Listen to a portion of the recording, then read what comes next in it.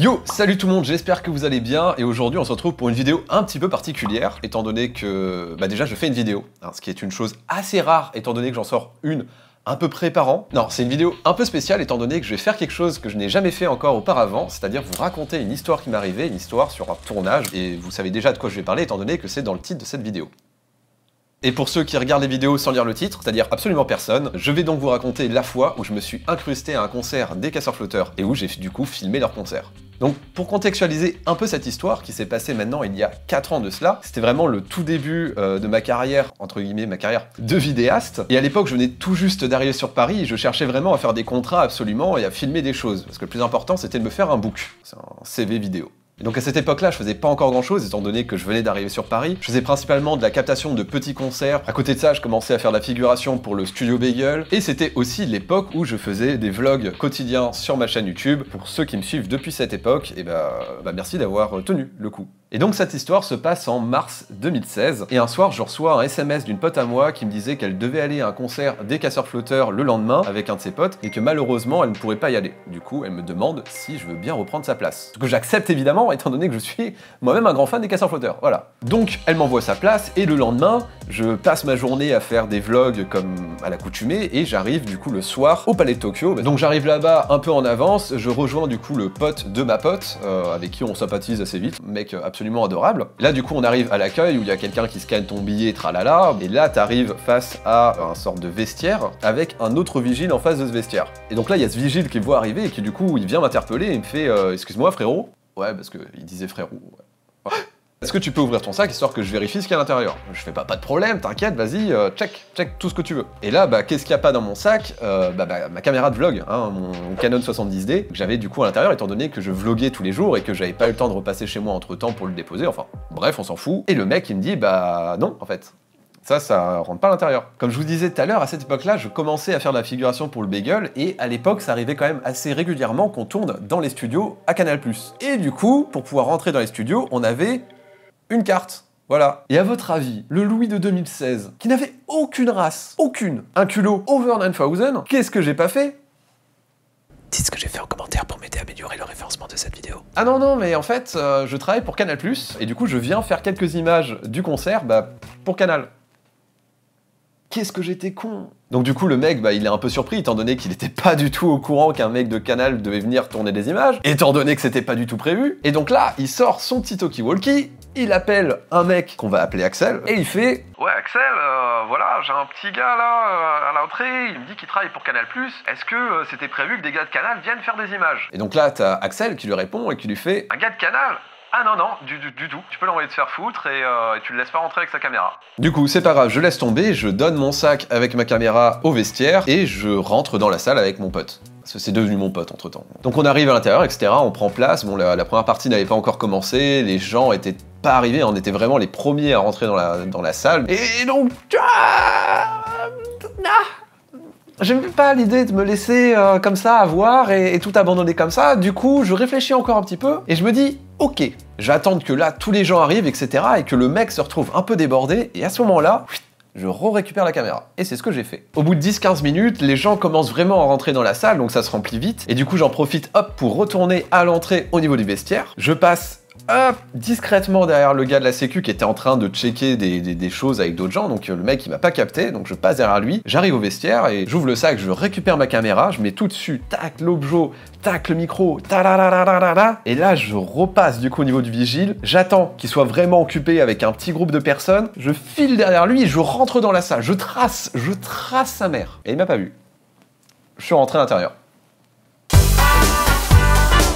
La première partie commence, donc je suis vraiment saucé, je commence à prendre 2-3 vidéos, 2-3 petites photos et tout, et je remarque au même moment qu'il y avait une équipe qui était là pour faire la captation des concerts. Je commence à m'intéresser un peu à ces gars-là, je regarde un peu s'ils ont pas un badge, un bracelet pour me prouver qu'ils faisaient partie en fait du staff vidéo, et effectivement je vois qu'ils avaient tous un petit bracelet jaune. La première partie se termine, donc là il y a une petite entracte avant que les casseurs viennent jouer leur concert sur scène, et je discute un peu avec mon pote, et je fais franchement mec, ce serait pas trop stylé si j'arrivais à monter sur scène pour filmer le concert.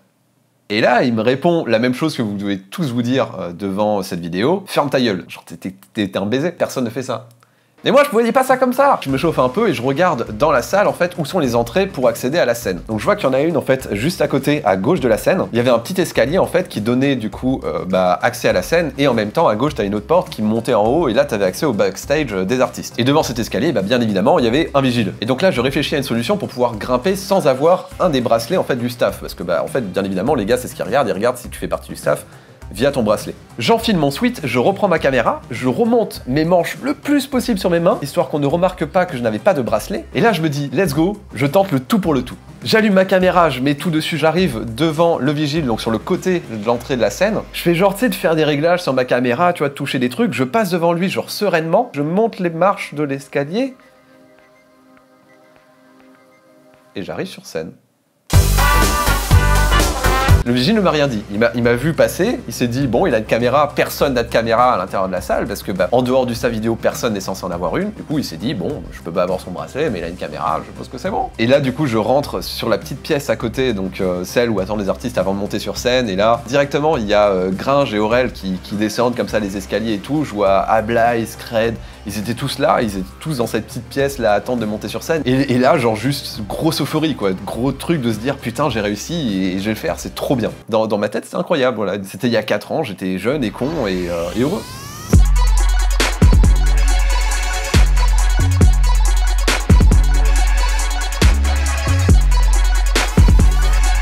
Et là, le concert commence, le son part. Je rentre pas tout de suite avec eux parce que trop d'appréhension, mais je commence à filmer, je m'avance un peu, je me mets discrètement et je commence à filmer un peu du bord de la scène. Et au bout d'un certain moment, je commence à me chauffer et je me dis vas-y, let's go, je monte sur scène aussi, il faut que je vive ça, tu vois. Et à partir de là, gros coup d'adrénaline en fait, et je filme le concert, je me mets proche d'eux, etc. J'avais mon grand angle, j'avais un 16-35 sur mon objectif, donc je fais des plans très proches d'eux et je filme la foule, je filme les gars. C'était pas du tout du matos professionnel, hein. C'était un 70D, donc les images sont pas incroyables, mais pour moi c'était fou. Pour revenir au concert, celui-ci se termine, donc les casseurs sortent de scène, ils montent dans les backstage, je monte dans les backstage moi aussi, mais comme j'étais quand même un gars sympa, je me dis que mon nouveau pote que je me suis fait il y a 1h30 qui est en bas, ce serait quand même cool de le faire venir avec moi et que lui aussi il puisse profiter. Le problème c'est qu'il n'avait pas de bracelet, donc il pouvait pas monter. Donc j'interpelle une des personnes qui était avec nous à ce moment-là et je lui dis excuse-moi, est-ce que tu sais qui organise cette soirée? Ouais bien sûr, c'est Axel, tu devrais le trouver là-bas, il est habillé comme ça, etc. Tu vas le trouver assez facilement. Donc trop cool, tu vois, je suis content. Je vais là-bas, je vois Axel et je lui dis hey, excuse-moi Axel, voilà. J'ai un de mes collègues qui est resté en bas, en fait il a perdu pendant le concert son bracelet et du coup il peut pas venir avec moi. Est-ce qu'il y a moyen que tu me redonnes un bracelet pour lui histoire qu'il puisse monter? Et le mec hyper gentil il me fait bah ouais t'inquiète, pas de soucis, tiens. Et donc là le gars il me donne comme ça les bracelets, genre vraiment au ralenti, genre il se retire et il me fait en fait t'es qui? Et là, du coup, je suis pas très bien. Et en fait, je travaille pour Canal+, et je fais des images pour eux. Ah, mais c'est toi, le gars de Canal+, hein, que j'ai eu tout à l'heure au Toqué. Qu'est-ce que tu fous là? Et là, j'avais plus grand-chose à perdre, étant donné que le concert était fini, que j'avais fait mes images. Donc au pire, même si le gars, il me tège, c'est pas grave, de toute façon, j'en ai plus rien à foutre, étant donné que c'est fini. Donc, je lui raconte l'histoire. Et le gars, il me dit, mot pour mot, mec, t'as tellement de couilles d'avoir fait ça. C'est quoi? Tiens, ça, c'est un bracelet pour toi. Ça, c'est un bracelet pour ton pote, tu m'envoies les images et si elles sont cool, je les rajoute dans la vidéo avec les autres images des autres gars et on diffuse ça sur notre page, tout simplement, sur notre site web. Je suis saucé. Si j'ai fait tout ça, c'était pour avoir des images pour ma bande démo et là en plus on me propose de les diffuser sur le site du Palais de Tokyo, enfin tout est trop bien. Je file du coup le bracelet à mon autre pote et du coup on monte ensemble en haut dans les backstage et on profite du buffet et c'était une très bonne soirée qui se termine donc ainsi, tout comme cette histoire. D'ailleurs, je crois avoir gardé le bracelet de ce concert-là. Bon, je me suis trompé, j'avais souvenir qu'il était jaune, mais non, en fait, il était vert, mais on s'en fout. J'espère que ce nouveau format vous a plu, c'est la première fois que je le fais. Si ça vous a plu, surtout, dites-le moi dans les commentaires. Et dans ce cas-là, je vous en ferai d'autres avec grand plaisir, parce que franchement, c'était kiffant de pouvoir vous raconter tout ça. N'oubliez pas surtout de mettre un pouce bleu, vous pouvez aussi envisager un abonnement. Et sur ce, moi je vous dis à très bientôt pour une nouvelle vidéo, que la création soit avec vous. Ciao!